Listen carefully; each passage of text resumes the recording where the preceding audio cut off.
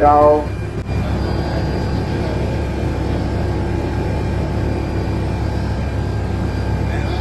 Helikopter lendab üle Venezuela ja näitab hävingut, mis ehmatab isegi neid, kes on suuri tragöödiaid juba näinud. Pärast 2 tugevat maavärinat, mis tabasid riigi põhjaosa 24. juuni 2026. aasta ööl, ilmusid sellised linnad nagu Caracas, La Guaira, Maiquetía ja lähedal asuvad piirkonnad. Kokkuvarisenud hoonete, blokeeritud tänavate, seiskunud teenuste ja peredega, kes püüavad kodust lahkuda uute värinate hirmus. Hukkunute arv tõusis 106-ni. Delcy Rodriguez andmetel sai peaaegu 1000 inimest vigastada ning päästemeeskonnad alustasid pingelist võidujooksu ellujäänute leidmiseks. Šokk järgnes järjestikku. Esmalt toimus 7,2 magnituudine maavärin, seejärel veel üks 7,5 magnituudine maavärin Yumari ja Montalbo lähedal Caracase lääneosas. Ameerika Ühendriikide geoloogiateenistus kuulutas juhtumi punaseks häireks ning automaatmudeli põhjal hinnati, et 10 000 kuni 100 000 hukkunut ei saa veel välistada. See number ei ole ametlik kokkuvõte, kuid näitab riski suurust. Venezuela palub nüüd abi, samal ajal kui teised riigid, nagu Ameerika Ühendriigid, Brasiilia, Hiina ja El Salvador pakuvad abi.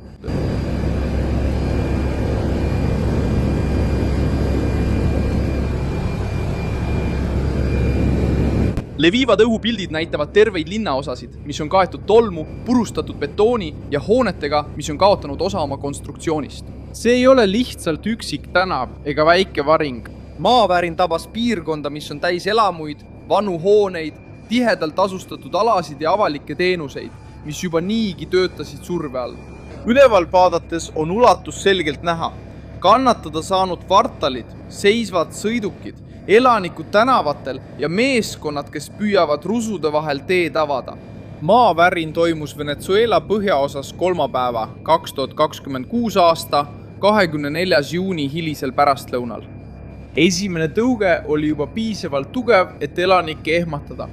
Teine järgnes peaaegu kohe ja oli veelgi tugevam. Maavärinate väike sügavus suurendas mõju. Madalad maavärinad põhjustavad tavaliselt kahjustusi, suurem kahju, sest energia jõuab pinnale tugevamalt, tabades hooneid, maju, sildu, lennuradasid ja elektrivõrke vaid mõne sekundiga. Caracas tundis lööki eriti rängalt.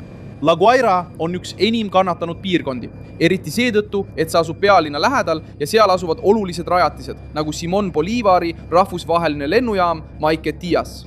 Terminal suleti pärast registreeritud kahjustusi. Ka metroo ja raudteeteenused said kannatada. Tegelikult ei varisenud tragöödias ainult hooned. See halvab transpordi, kommunikatsiooni, meeskondade liikumise ja ohvritele abi osutamise. Delcy Rodriguez kuulutas välja eriolukorra ja esines avalduses koos valitsuse ametnikega, et teavitada päästeteenistuste mobiliseerimisest.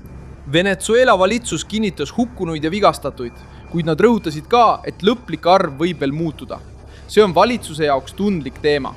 Tragöödiate puhul, kus on palju varinguid, on esialgsed numbrid tavaliselt väiksemad, kui hiljem tegelikkuses selgub, sest on ligipääsmatuid piirkondi, kommunikatsioonihäireid ja pered otsivad veel oma lähedasi. Ameerika Ühendriikide geoloogiateenistus andis sündmusele punase hoiatuse seoses võimalike surmade ja majanduslike kahjudega. Riigipead ja valitsusjuhid on juba üles näidanud solidaarsust ning pakkunud abi nii humanitaarabi, meditsiinitarvikute kui ka päästemeeskondade näol. Nimekiri hõlmab mitmeid riike, mis on juba kogenud laastavaid maavärinaid, nagu Ameerika Ühendriigid, Türgi, Mehhiko ja ka siin, Portugal. Siinse riigi president, Portugali president Antonio José Seguro väljendas juhtunu pärast jahmatust ja ütles, et jälgib olukorda.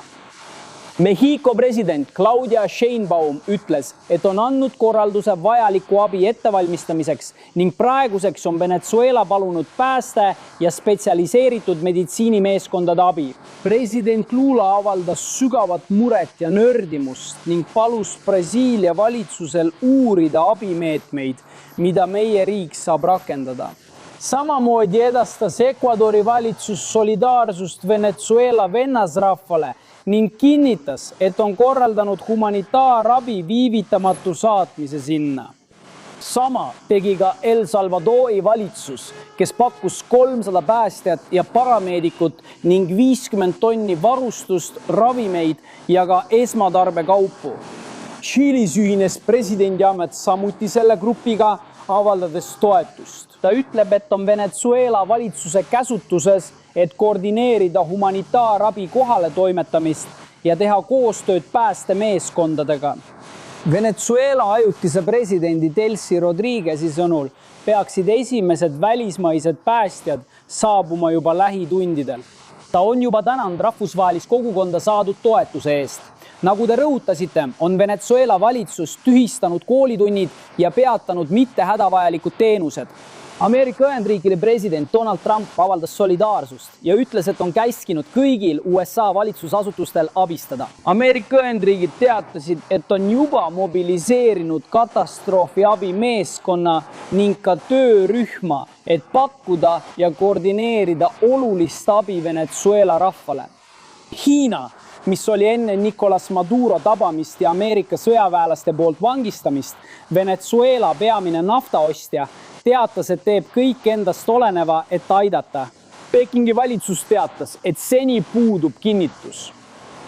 Peking teatas, et on kinnitus olemas. Hinnang 10 000 kuni 100 000 hukkunule ei ole ametlik arv, vaid prognoos, mis põhineb maavärina tugevusel, rahvastiku tihedusel ja hoonete haavatavusel. Seetõttu see arv mõjubki šokeerivalt. See näitab, et katastroof võib olla palju suurem kui esialgne hinnang. See näitab ka piirkonna haavatavust, kus paljud hooned ei ole ehitatud selliste tugevate maavärinate talumiseks. Elanike poolt filmitud videod näitavad hoonetes valitsenud meeleheidet maavärina hetkel. Mees laskub trepist alla, samal ajal kui hoone kõigub ja osa konstruktsioonist hakkab järele andma. Nii, vaata kui raske see on. See salvestis kajastab seda, mida tuhanded inimesed samal ajal kogesid. Kiiresti välja, ilma liftita, teadmata teed, kukkumise müraga, vilkuvate tuledega ja inimesed püüavad enne uut järeltõuet tänavale jõuda. Teine levima hakanud video näitab eakat meest, kes kaitseb maavärina ajal oma naist. Maavärin trepist alla, minnes maavärina ajal.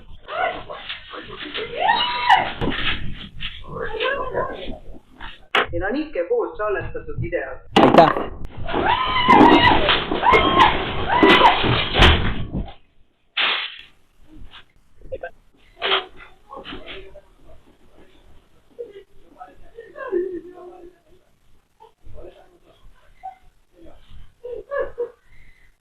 Aitäh!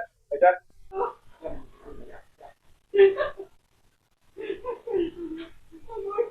Karakase lähedal asuv rannikuala on saanud tõsiselt kannatada ja sellest on saanud kõrgeima tähelepanu piirkond.